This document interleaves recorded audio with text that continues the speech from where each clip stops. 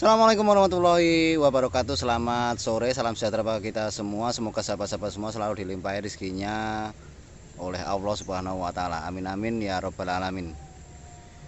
Di sore hari yang mendung ini ya, kembali dari bibit unggul Blitar 5758 maju mapan.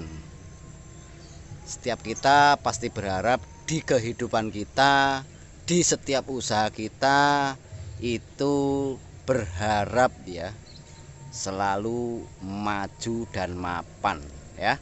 Maju saja tanpa mapan ya susah ya.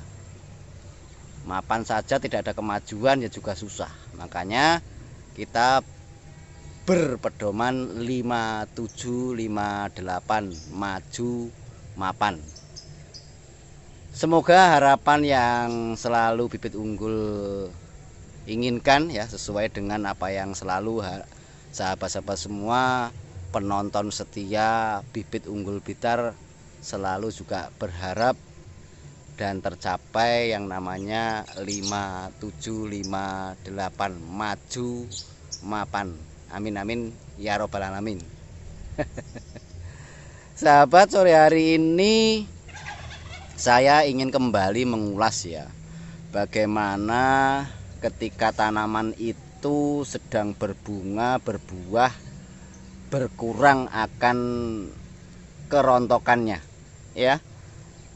Banyak yang mengulas cara mengatasi kerontokan ya tanpa pernah menyebutkan penyebabnya kerontokan itu sebenarnya apa ya. Jadi ibarat orang sakit itu kan harus tahu penyebabnya, sakitnya apa ya. Itu harus diingat-ingat dulu, harus diketahui dulu agar apa yang hendak kita tangani itu bisa tepat sasaran ya. Jadi sahabat, tanaman itu banyak kerontokannya ketika berbunga berbuah itu ya. Kalau saya ya masih menggarisbawahi akan 5 penyebab atau 5 hal yang menyebabkan alpukat itu ketika berbunga dan berbuah itu banyak kerontokannya. Pertama, tentu tanaman itu mencakup internal dan eksternal ya, pun juga manusia sebenarnya sama sekali lagi ya. Jadi faktor internal penyebab tanaman alpukat ini banyak kerontokannya dari internalnya, diantaranya kekurangan unsur hara ya. Apa sih unsur hara? Sederhananya bahasa kampung saya ini ya kekurangan unsur N, P, K, kalsium, juga termasuk karbon di dalamnya. Kalau saya mengartikan kekurangan unsur-unsur itu sebenarnya bisa dipenuhi dengan tetap ya, kalau saya loh ya, kotoran kambing. Karena di dalam kotoran kambing ya terdapat beberapa hal atau kandungan di dalamnya, termasuk unsurnya ada N, P, K dan yang lain sebagainya. Yang kedua, tanaman ketika berbunga, berbuah, terus banyak yang rontok itu bisa jadi ya disebabkan karena kekurangan yang namanya fitohormon. Wah, sulit sekali Pak, apa gitu fitohormon? Ya wes lah. Yang penting kalau kurang fitohormon itu kekurangan zat pengatur tumbuh lah, wis bahasane ngono ae. Kalau saya ya tetap zat pengatur tumbuh itu ya, kalau saya tetap kembali lagi ya kurangnya unsur hara lagi-lagi itu ya.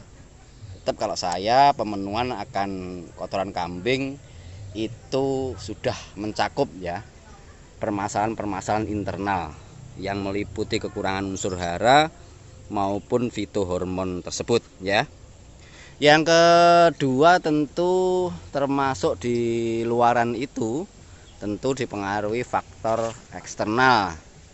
Faktor eksternal itu apa saja? Bisa jadi karena jadwal penyiraman yang tidak konsisten ya. Jadi sahabat, seberapa banyak pun ya kotoran kambing atau pupuk kompos yang kita taruh di bawahnya ini tanpa disuplai dengan air, ya susah. Kenapa? Karena untuk menyalurkan kandungan-kandungan kotoran kambing ya, yang termasuk di dalamnya ada unsur NPK, karbon dan lain sebagainya, itu juga perlu air ya. Kalau suplainya air itu kurang, ya tentu tidak efektif ya, atau pupuk kompos itu tidak berjalan sebagaimana mestinya, gitu loh ya. Yang kedua, penyakit ya bisa terjadi kalau tanaman itu sedang bunga buah ya.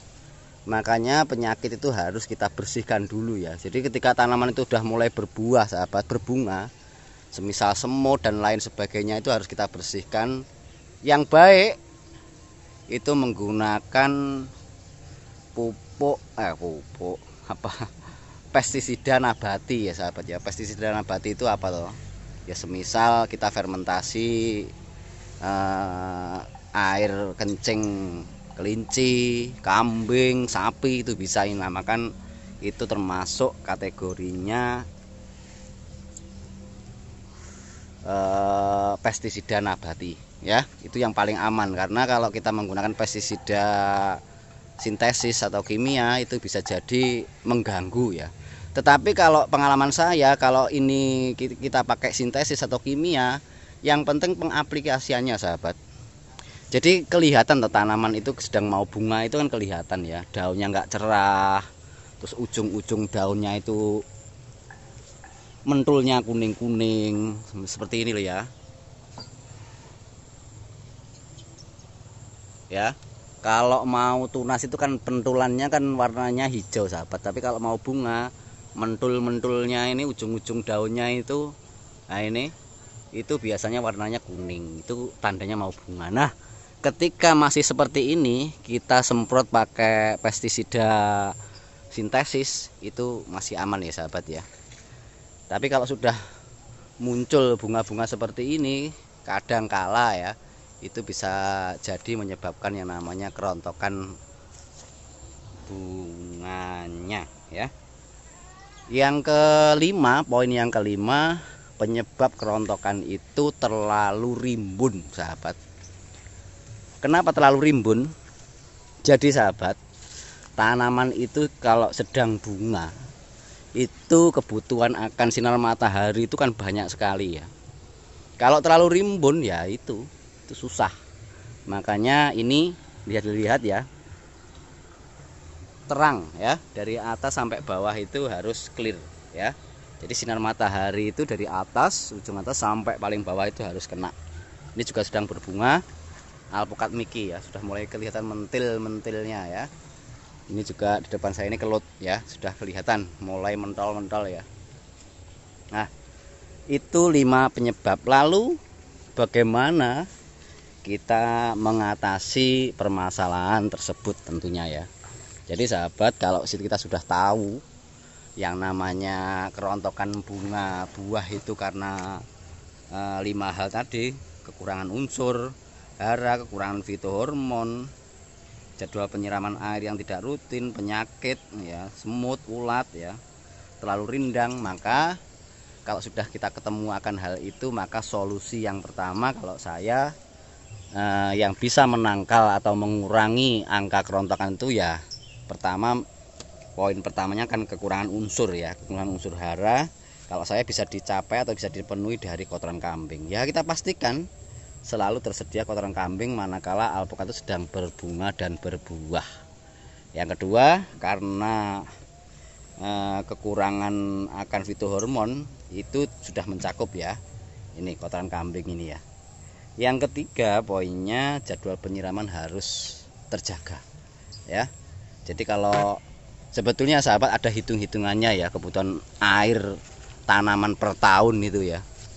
Jadi sebetulnya kita kalau itu hitungannya nanti akan saya bahas lah ya di video yang lain, kebutuhan tanaman. Tapi intinya tanaman itu cara perhitungannya tentu mencakup seberapa penguapan air ya, seberapa luas cabang ke cabang yang terluar ini berapa, ini udah ada hitungannya semuanya ya.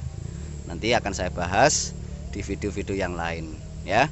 Jadi pastikan sekali lagi inti dari 5 masalah yang menyebabkan kerontokan itu kalau saya, satu, jaga kebutuhan unsur-unsur yang dibutuhkan tanaman, unsur hara ya. Kalau saya ya sederhananya kotoran kambing gitu aja. Jangan sampai kurang akan hal itu ya. Bagaimana kalau kotoran ayam?